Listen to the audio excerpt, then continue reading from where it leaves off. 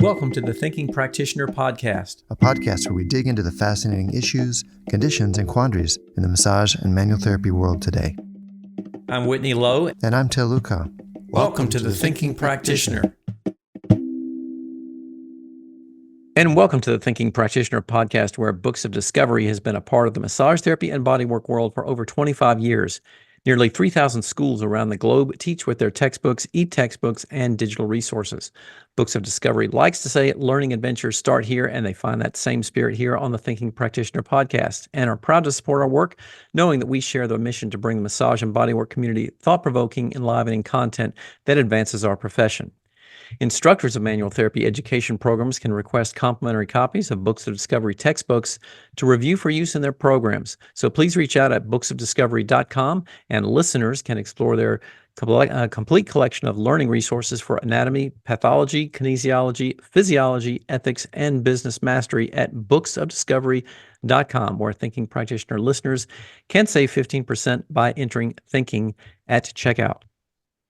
Welcome, everyone. Till is off this week, and I am joined by my friend and colleague, Justin Solace here. Justin holds a master's degree in kinesiology, a BA in psychology, and is a board-certified massage therapist and corrective exercise specialist, orthopedic massage therapist, and currently working on his certified pain specialist certification, which we want to hear some more about. So, Justin, welcome to Thinking Practitioner. Great to have you here.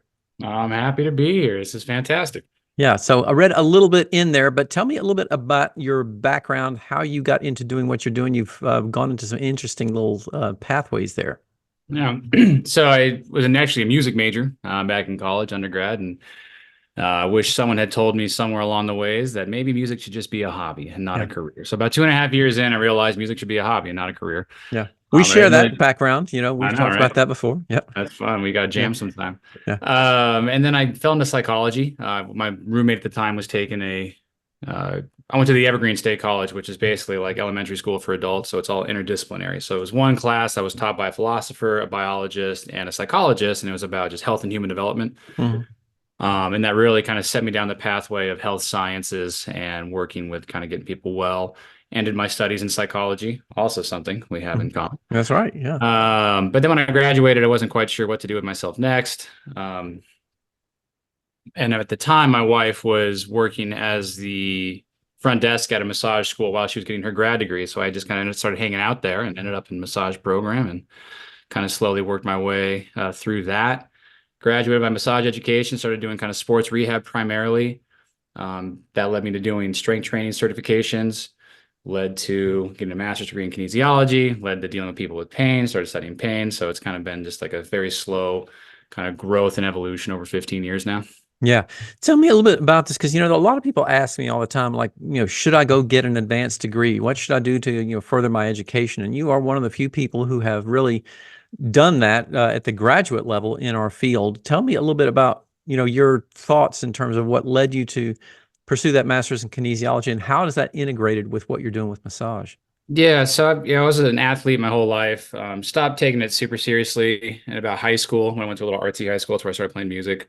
Mm-hmm. Still played all through high school, played all through college, and then didn't get back into like competitive sports until I was in my kind of mid-late 20s. I was an ultimate frisbee player. We went to nationals, so I took that really seriously. So I've always been an avid athlete myself, and then my massage practice just happened to be, in the beginning, primarily sports rehab mediated. And here in Boise, I'm in Boise, Idaho. Boise State's got a pretty cool kinesiology department that ever since I moved here, I kind of wanted to get involved with somehow. And that was, again, about 15 years ago. And, when the time finally presented itself that it was actually an option, I jumped on it just because, why not? I'm always learning anyway, right? Yeah. In Idaho, you only need 6 CE credits a year. I take about 100. So, I'm learning anyway, so why would I not do this? Yeah. And for me, especially with the movement towards pain rehabilitation, it's really important for me as a practitioner to integrate with the medical system. And sometimes it was hard to get a meeting to sit down with a doctor or physical therapist when they're like, oh, you're a massage therapist and a strength coach. I don't really have time to meet with you. Then all of a sudden it was, oh, okay, you've got a master's degree in kinesiology. You must have, you know a little more. You must have put yourself out there. I might take this meeting a little bit more seriously. Mm-hmm. So for me, it was a combination of not just the learning, which was incredible, but it was also to make me a little bit more marketable and integrated into the system here, because especially in Idaho, massage therapy is a little bit behind the times compared to other states. So you have seen that actually make a difference then in terms of opening doors for you that you think might not have been as easily accessible? Yeah, for sure. And it's only as much as you choose to push it, right? It's not Mhm. just going to happen magically, Yeah. And unfortunately, in America, physical health is not a primary priority for a lot of people or the healthcare system. So, I had a lot of classmates who really weren't sure what they were going to do with their grad degree in kinesiology. It didn't open too many doors. It was like cardiac rehab, physical therapy education, go Hmm. on to be like a PhD in exercise science. And then there was me who was already kind of had my foot in the door and knew what I wanted to go with it. Yeah. But yeah, no, it makes it much more credible. It makes me higher above the rest. I stand out. Mm. And then the education itself was phenomenal. I mean, that's just an education that you can't get really in any other way. And what I assumed would happen is I would take my grad degree in things like exercise science, strength and conditioning, sports nutrition would just immediately be like the primary things that really influence the way I work. Hmm. It was actually quite the opposite. It was the philosophy of sport and exercise. I think is the class that most impacted the work that I do here, which totally took me by surprise. Psychology, motor learning, those are the ones that really have found their way into my practice on a day-to-day basis. The work in, strength and conditioning and exercise phys and nutrition is great, and it helps with a lot of different ways, but it didn't really change anything fundamentally for me. It just gave me a greater depth of knowledge. Can you But tell me a little bit about that? Tell me how, like I'm interested in terms of like the psychology of sport and the motor learning and things like that. How have that really influenced what you're doing with your massage work? So, for me, even with athletes, but especially with pain, it's all about, it's an outcomes based driven, and we can't fix them or heal them, only they can do that themselves. And when you look at people who are struggling or have been, on and off issues, the question is always like, why is this persisting or why is this returning over and over and over again? And it's traditionally always going to be some sort of lifestyle behavior issues. And so understanding from a psychological piece, like is there fear or anxiety or whatever blockages are happening there? From a philosophical standpoint, it's like what motivates this person? Where's the value system here? They're not going to change things unless there's a high degree of like caring and concern and value. Hmm. And then with, motor learning, it's how do we most effectively and efficiently reteach people to do things differently, whether it's movement-based exercises or breathing or just changing behaviors in general. All Yeah. right. So best practices on all those things. But, to start off with any client, patient, whatever, if you don't know what their barriers are and what their motivations are, it's going to be really hard to A, connect, and then B, begin to initiate change. So that's where Hmm. that philosophy and psych really kind of changed the way I look at things. Yeah. I get this question all the time, and I'm really interested to hear your perspective on this because, you have a really strong background in this area. But, massage therapists are asking all the time, what sort of is the parameter or the boundaries or limits in terms of what we can do with corrective exercise and, exercise suggestions and things like that? What's your take on that? I mean, most states don't have any licensing requirements for personal trainers, right? So, like Hmm. in that regard, to act as a personal trainer, it's almost always like voluntary certificates. Most facilities will want you to have Hmm. your personal training certificate or at least an undergraduate degree in some sort of exercise science. But there's really there's no legal licensing, at least in most states, for personal training. So in that regard, like, is exercise out of our scope? Like, well, it's not like within the scope of massage per se. We're not trained in that, but there's also in very few places any legal barriers either. Now, we're not prescribing exercise like a physical therapist would to say you're going to do X, Y, and Z to treat and cure these issues. Hmm. So, for me, pre getting all these other certifications and education, I would talk about the value of exercise, how exercise affects the brain. That was my undergraduate study, was psychology and like kind of brain development. I mean, Hmm. exercise and brain development. And we talk about, the value there, why it's important, and then kind of, figure out if they're doing things, why they're doing them. If they're not doing things, how can we get them to do things? When it comes to really integrating exercise like into a session, that's a little different. Now you kind of want to be well trained, know what you're doing, making sure you're within scope, within your state or your licensing precinct or whatever it is. Hmm. But at the end of the day, like evidence is very, very clear that movement is the most efficacious thing we can do for people. Hmm. So anything we can do to help motivate people to start moving more often, more dynamically, whatever is going to be the way that they get healthy. Yeah. Massage we use as a tool, a preparatory activity to facilitate movement, right? Hmm. But then they have to go home and do it. So Yeah. if they don't know what they're doing or they're not doing it safely or if they're scared, are they going to do it? Probably not. Yeah. Yeah, I've often sort of looked at the movement process and the massage, how movement and massage integrate together. Is massage seems like in many instances what we're doing is sort of cleaning the slate neurologically and sort of preparing the potential for the integration of healthier or new or maybe restored movement patterns or something like that. But we can't do that necessarily for people. It seems like that's something that's kind of like how the motor learning, how I see this sort of motor learning process fitting into all of it. And the philosophical piece, right? Because if you're not tapping into their value system, it's hard to adhere, right? That's Mm-hmm. one of the biggest barriers with any type of rehab facility is adherence, right? Self-adherence, not like coming to the office and doing the work, but then going home and making the change or sustaining the self-care, whatever it might be, right? Yeah. So that adherence is essential. And, when someone comes in and they're scared to move because it hurts, that's where having a good knowledge of pain and pain science is really helpful to kind of dispel some of those fears. But then most importantly, like if you can work on them and they get up and they're like, say someone comes in with back pain, I'm not as worried about the back pain in that moment, like in an acute phase at least, right? Because the body's Mm-hmm. going to do what the body's going to do.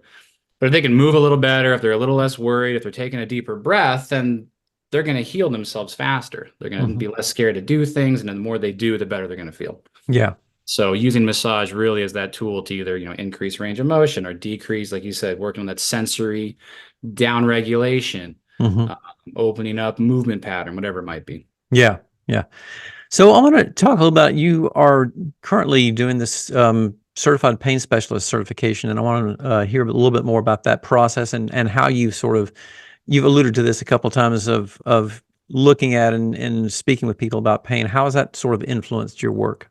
Yeah, that's primarily what I do now. And it's, I approach it from the lens of a massage therapist. I've got, the other certs too and stuff, but that's the lens I kind of look at it through. I first started studying pain, went to my first pain conference with you. Mm-hmm.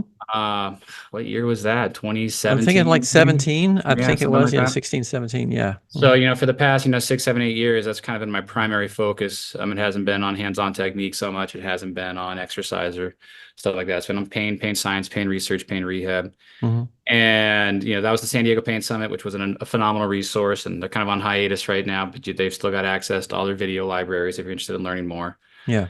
And that kind of just like started to open the door for me. And then I started studying with all these great practitioners over the years. One of the benefits of COVID was a lot of those pain conferences internationally were now online. So I got to do a lot of studies with really intelligent people that I might not have gotten the opportunity to otherwise. So, Mm-hmm. silver lining there. And now I'm doing a therapeutic pain specialist program. It's been intensive. It's 6 months long. And I'm on my capstone project now. I got to finish it. It's due in like 2 weeks. Mm-hmm. It's got some work to do. Yeah. But when you look at the study of pain, that's a whole can of worms in its own. That's a lifetime career that you can dedicate just to that. But massage is more and more and more often being sought out as a source of pain relief, Mm-hmm. especially in the wake of the opioid epidemic. And I know there's enough research out there that shows very strong evidence for short to moderate pain relief just from the massage therapy alone. Mm-hmm. And that's not really even treating, the pain as it would be. That's just taking care of the person in the moment, more kind of quality of life stuff. Yeah. So massage has a greater role to play. If we were at the national conference last year in Phoenix, the closing keynote panel was talking about integrating massage therapy into all these, major healthcare systems, primarily through the lens of, pain management or pain controlling options. Yeah. So it's definitely a growing field, and it's something that we're going to see a lot more of as we continue moving forward. Yeah. Tell me a little bit about how that might look from what you're doing on a day-to-day basis with your clients. How has your study of pain processes and everything impacted or changed the way you work? Yeah, so I'll just kind of like bullet point nutshell, because it's too big to get into right now. But essentially, pain is a lived experience. It's not in the tissues. We don't have pain receptors. We've got nociceptors. We've got sensory receptors, right? And all that feedback comes into our brain, and then it decides what to do with it. And we've all had situations where we've had a pretty decent injury and didn't realize it till that night, or you wake up the next morning, where's this huge bruise, or I can't put weight on my foot. What did I do? And we've all had situations where we barely stub our toe, but because we're tired or cranky or mad at somebody, it's excruciatingly painful, even though really the injury itself is not that big a deal. Mm-hmm. So pain's more about protection, not damage. It's a sensory experience that's happening in the moment. So when you begin to help people understand that distinction, that pain is not necessarily damage. Now it can be, right? Pain is about threat. Damage can be threatening, but it doesn't have to be. And for most people, unless there was a big impact trauma, slip and fall, whatever it might be, that's usually what the pain's not about in these kind of chronic, persistent pain conditions. Mm-hmm. So you help people to like dispel that fear, give them a little breath, take them nice and slowly through that process so they can kind of down regulate from a central nervous system perspective. Then you can use massage therapy techniques to kind of reinforce that notion. You had a client come in here just a couple of days ago, 30 years of back pain. Her back was the least sensitive area, Mm-hmm. like it was not in her back, not in the tissues in her back. It was other things going on. And after 30 years of pain, you've got changes that happen in the brain, changes that happen in the spinal cord, changes that happen in your heart and your emotions. And then she had just super locked up hip flexors, glutes, things like that. So you use the massage to kind of open up the pathway, let her take a deep breath, show a little glimmer of light, but then we use the educational piece to help them understand what they have to do to move forward. Mm-hmm.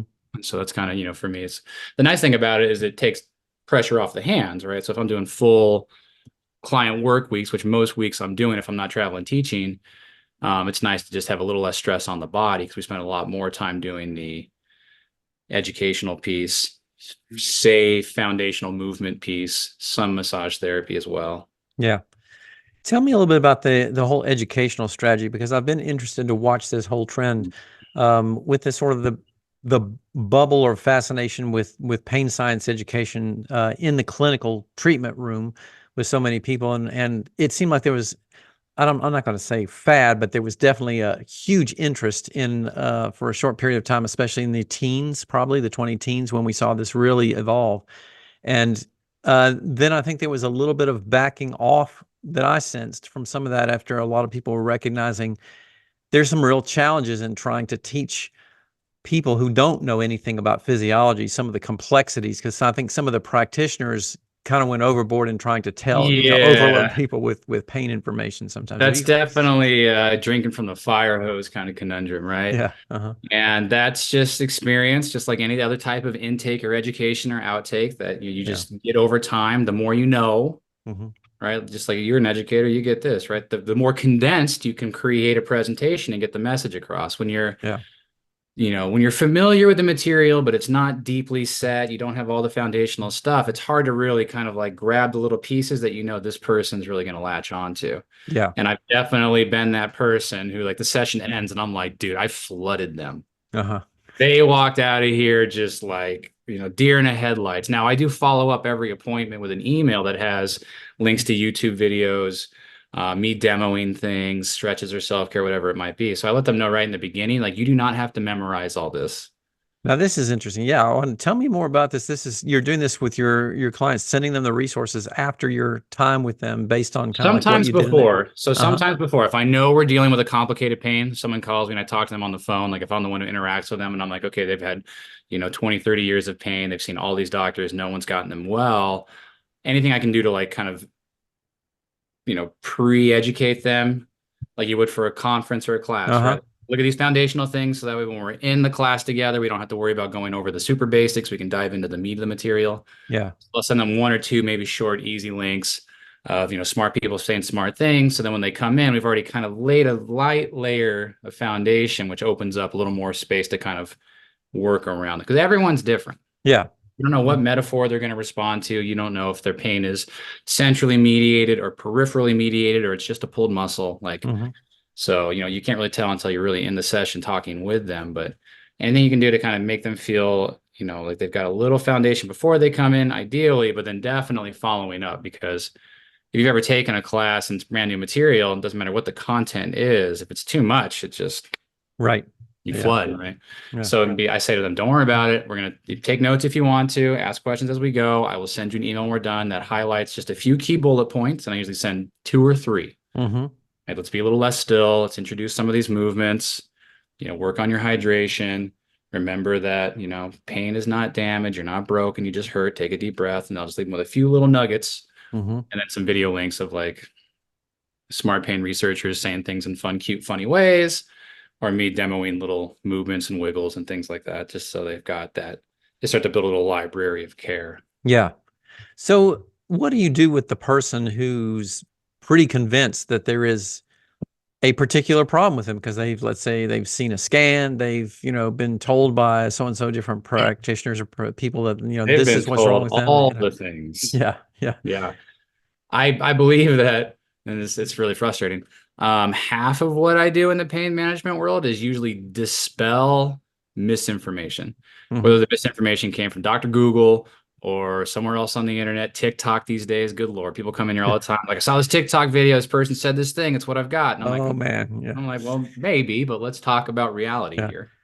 You'll get, well-meaning practitioners that say things that are extremely nocivic, and it scares them, and then they get locked in this cycle of pain equals damage, which means I shouldn't do anything, so I stop moving, which creates more pain, and just that feed forward cycle just spins and spins and spins. Yeah. Can you, for people who may not be familiar with that term, tell us what does that mean about something being nocivoic? Like what does that So mean? we're familiar with the placebo effect, Mm-hmm. familiar in quotes, right? Most people think it's not a thing. It's just kind of they feel better. But in the placebo response, changes are happening in our body, right? There's neuroendocrine responses that are happening based on this treatment. It's just not the treatment itself that's doing the work. It's the person that's doing the work, right? Yeah. So and there's lots of really great research. Some of my favorite research that gets distilled from Louis Gifford's one of my favorite practitioners there, and he's got a couple great books that really dive into some of the research of nocebo or placebo, and they've done some really fun, funky things. But a lot of the stuff that we do in all healthcare is a placebo response. There's not a lot of great evidence that really substantiates like specific effects for lots of manual interventions, lots of different types of work that we do. That's kind of common practice.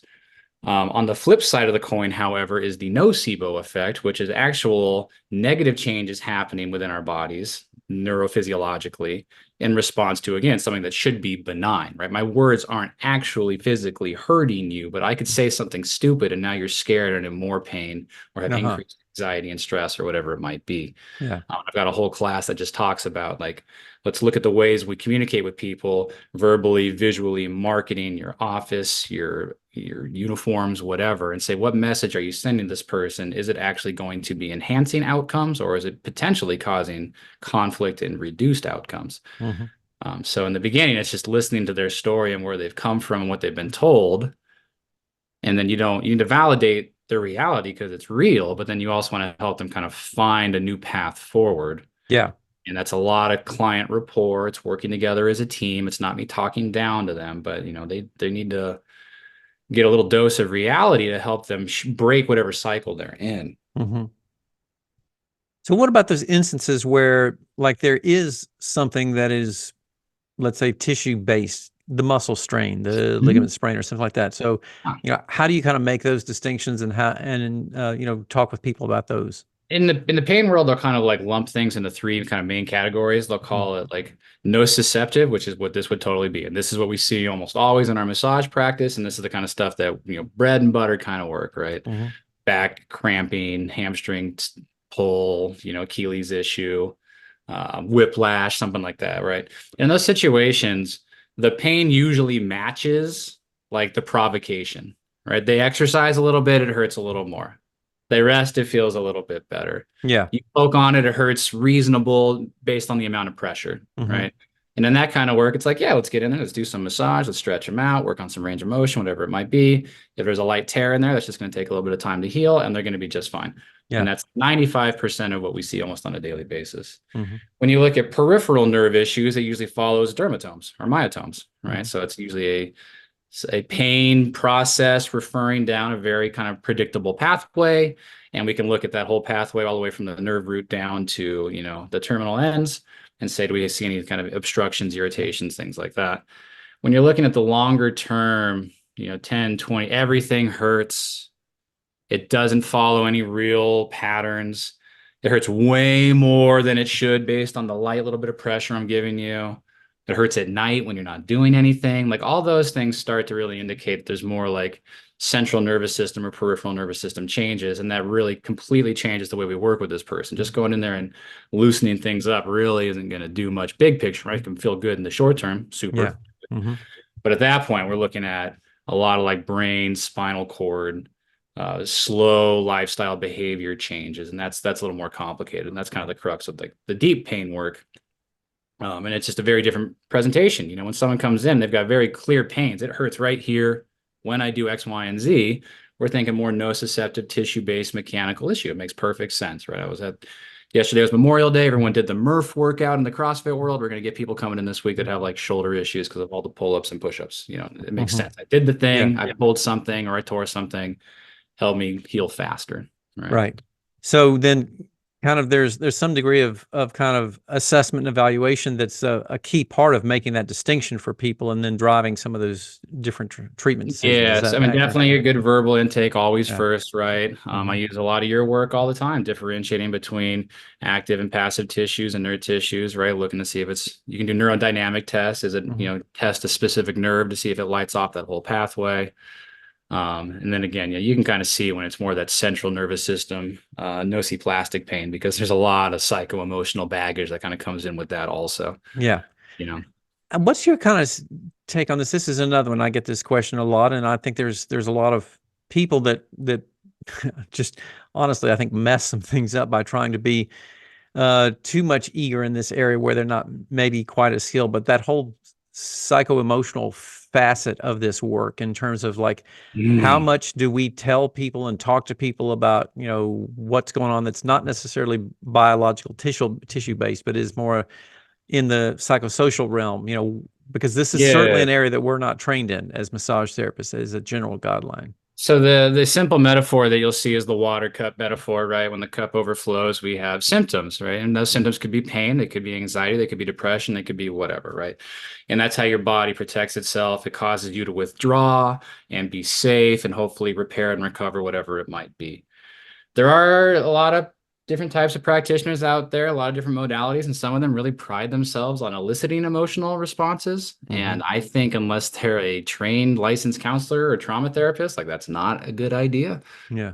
It will happen, and it's okay to have that happen, but I'm not planting seeds with people. Like I'm not trying to tell them X, Y, and Z psycho-emotionally. This is what we're trying to do here. But I do talk about the value and the weight it can carry. Yeah.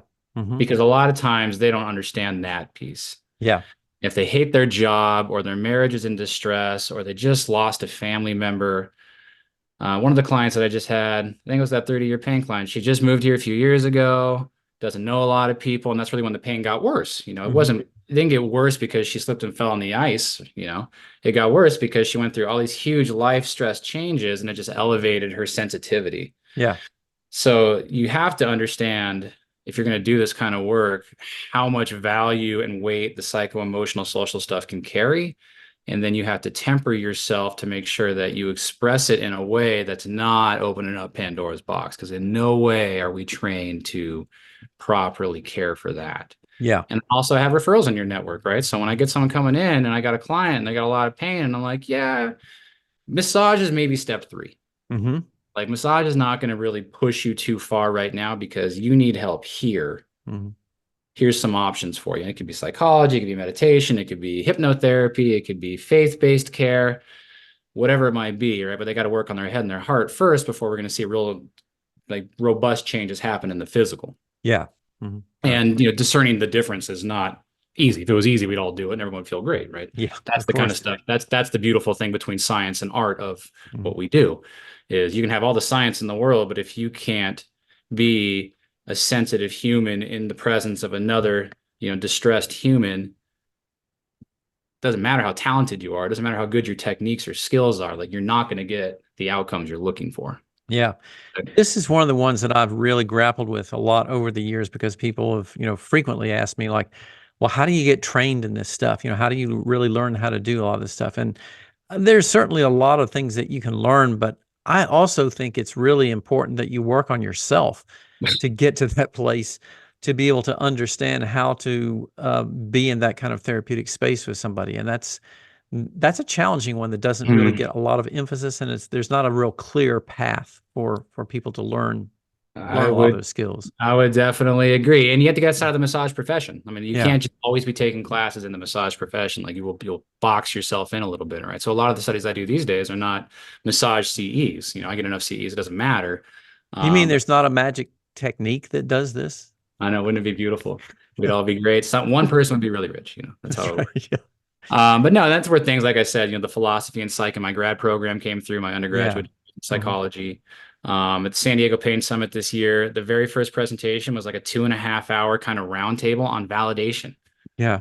How do we sit with this person and listen to them and best validate them? And anyone who deals with pain will tell any clinician that the moment their life changed was when their practitioner validated them. Because Yeah. this lady who just came in, again, 30 years of pain, like, what did the doctors say? They're like, nothing. I said, I'm good. I Hmm. said, I'm fine.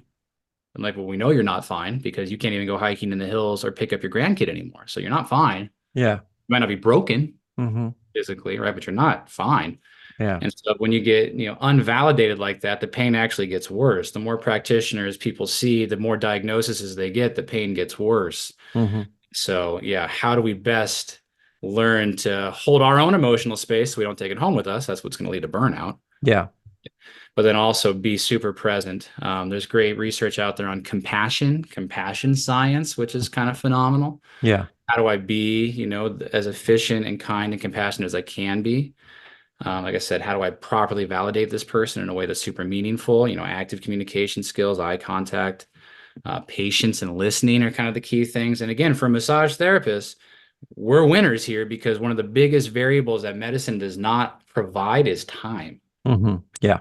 right? We Yeah. have the time. We have the time to sit with somebody. We all know that sometimes it takes sitting with somebody or working on somebody for 20, 30, 50, 90 minutes before all of a sudden they take that deep breath or they mention something that kind of unlocks the next phase of getting well. Like Yeah. sometimes it just takes time. And we're very well situated to be working with these types of populations just naturally based on how we do our work.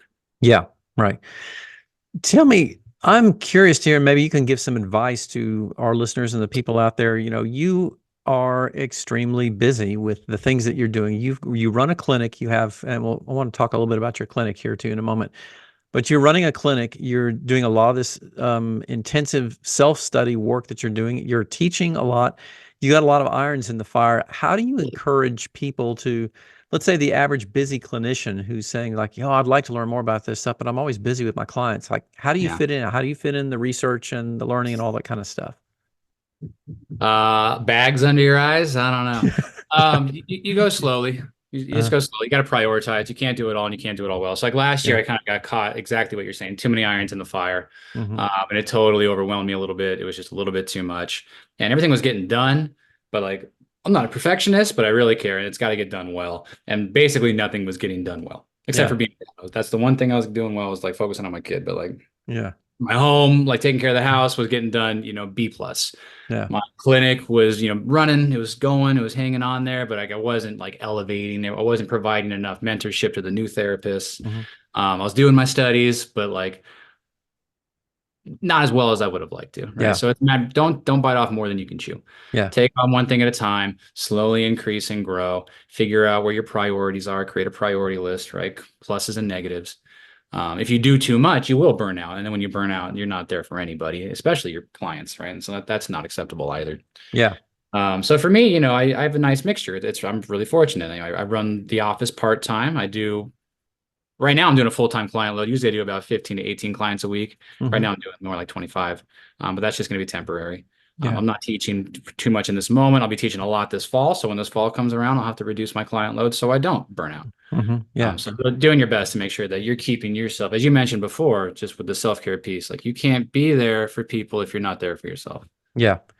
Tell me a little bit more about your clinic, because I know, there's a lot of questions that practitioners ask. We see a lot of stuff on social media about people, having a difficult time finding a good work environment that really fits them. But you've really done some things here to put a lot of emphasis on the development of the people who work for you. You've got a clinic with how many therapists do you have currently in your clinic? Technically, right now, there's 10 of us on the scheduler. Okay. One's an intern. He just Hmm. started with us and he's doing great.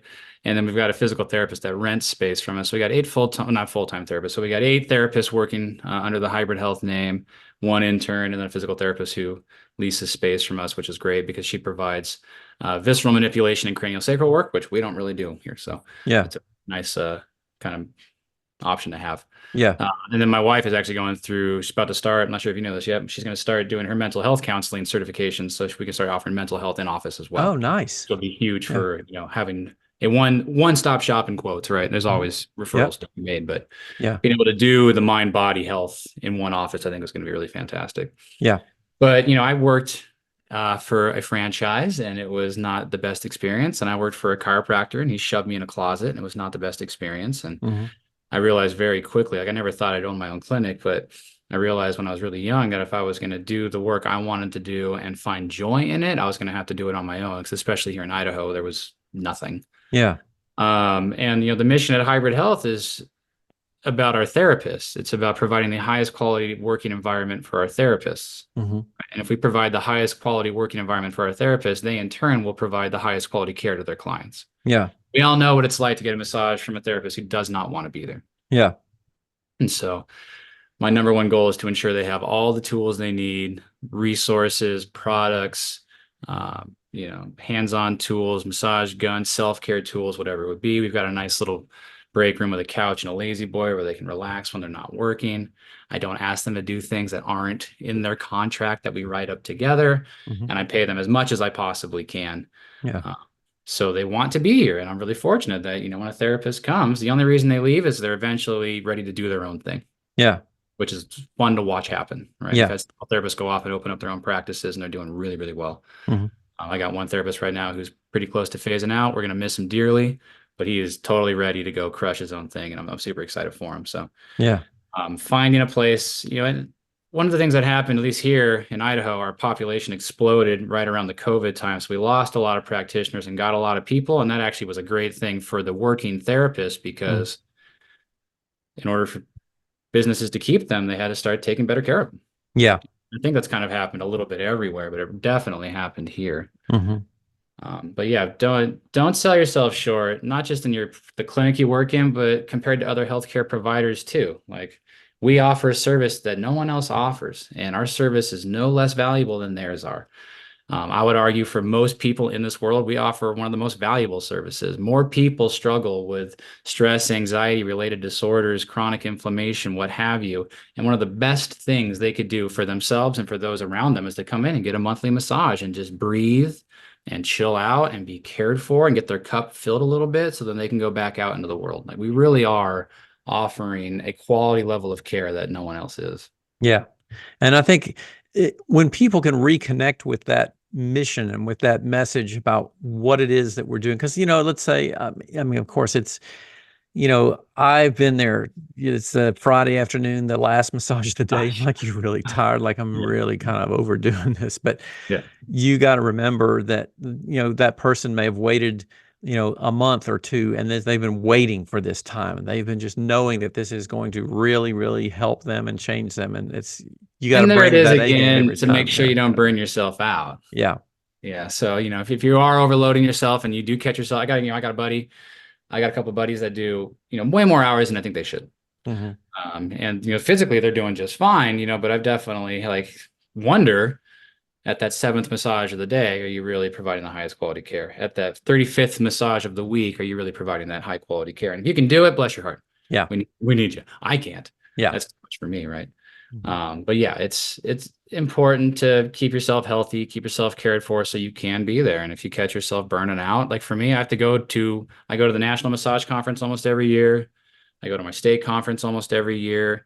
I used to go to that San Diego Pain Summit almost every year. And I just started going to the World Massage Festival, super fun. But I need those events to get around peers and just light my fire. Yeah. Because if I don't, within 6 months or so, I start to feel myself trending downward with my motivation and excitement. But then once I get around my community, it really lights me up. So having a community locally is essential to kind of keep in that, because we're so kind of isolated in here. It's one of the issues with burnout and massage, right? Yeah. Yeah, that is. And a lot of people, I think, need to kind of remember that is something that needs nurturing and care. I think that's a really great point, because we are kind of solo in the treatment room a lot of times, and it's easy to kind of get in your little zone and not connect with folks. But for sure. Yeah. Well, tell me a little bit about what you've got kind of like a very forward-thinking vision about the field of massage and your own strategy for doing that. What do you see on the horizon coming up for you personally, things that you're interested in, where are things going for you? But also, I'm curious here, like, where do you see some things going trend-wise for us as a field too? I mean, I think everything's trending in the positive direction as far as like making the progress that we want to make. It's just going at a turtle's pace. Yeah. Seeing that closing keynote at National last year, we had like NIH and the VA and all those people there talking about how important they feel massage is and should be integrated into the system, which I completely agree with. However, that does require us as practitioners taking the responsibility to do the work. And I just haven't really seen that part quite happen yet. I think until we, as the practicing therapists, elevate ourselves like endogenously, like from our own desire to be better, Yeah. then progress is going to continue to go at a snail's pace. But we know there's enough research out there now that there's enough support for massage therapy as an intervention for a wide variety of health conditions, especially at the preventative level, which when it all comes down to the end of the day, it's all about money. Mm-hmm. So if, insurance companies or healthcare systems can save money, like once it's agreed upon, like we're there on that front line to help be that preventative care. And then we do actually have a role in, post care. There's great research on massage for post-operative pain and recovery, post-cancer pain and recovery, lifestyle. But we have to be the ones to really get into the trenches and do the work. If you want to help support your local state chapters or legislative organizations, your state boards, like anything that we can do to motivate and get ourselves in the room to have those conversations, that's going to be huge. But again, why did I do the grad degree? Part of the reason was just that piece right there, to get myself in the room. Yeah. Mm-hmm. It's hard to get in the room when you're just an LMT. You can get there. Yeah. You got there, right? You've done incredible things, right? I remember we had a conversation way back when I thought about dropping my grad program, and you're like, So don't do it. don't Yeah. do it, finish it. I should have Yeah. finished mine, Yeah. So Yeah. I'm glad you did that. So I'm glad you told me not to drop it. that's right. Yeah. Yeah.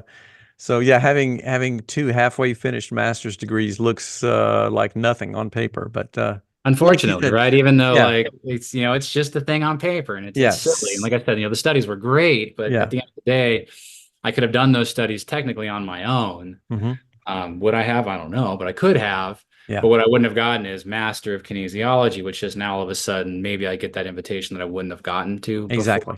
Yeah, yeah, So you have to, do the work and then put yourself out there. And it takes not being afraid to be told no. mm-hmm. You can't be afraid of being told no, or having someone kind of talk down to you. And the more you know, the more you can, like, I found after 15 years, I can sit down with pretty much anybody. And if they start like trying to talk down to me, I can rebuttal anything they're going to say. Because I Mm-hmm. just know enough at this point where I feel confident that I can be like, let's have a conversation about that, because what Yeah, you're saying is not accurate. yeah, But it took a lot of hard work to get to a place where I felt confident to do that. yeah, yeah. Well, I continue to find you very inspiring for new therapists and people who've been in the field for a long time, just seeing like what are the possibilities for things that they can be accomplished. And I just want to salute you for your hard work and dedication to all the things that you've been doing and the giving back. Also, you're a very generous person giving back to the field. So I see great things in the horizon for you in the future. So. Well, I wouldn't be here without your care and support. All So right. Yeah. pat on the back Well, to you as well, my man. all right. Thank you so much, sir. Well, where can people find out more about you and your work and what you're doing there? How might people, if they want to ask you questions or connect with you, how can they Yeah, find you you? can send me an email. My website is hybridpainrelief.com. My business is Hybrid Health. So if you just do a Google search, Hybrid Health Boise, that'll pop up. You can just search my name, I'll pop up. So you can connect on social media. Hybrid Health Continuing Education is the Facebook page where I do my best to stay up to date on posting things. Sometimes I'm great, sometimes I'm not. You can contact me through the website. But no question's a bad question. I love to talk about this kind of work. I'm a super nerd. So it's not, people are always like, oh, I don't want to bother you. I'm like, literally, you're making my day. Yeah, that's right. Like, I want to talk about this all day long, as much as I can. So yeah, reach out anytime. I've got some classes coming up, some state stuff in Ohio. I'll be at the World Massage Festival. I'm looking to come out to Maine potentially this fall too. And if anyone's looking to kind of partner with me sometime next year, 2025, that's kind of what I'm looking at right now.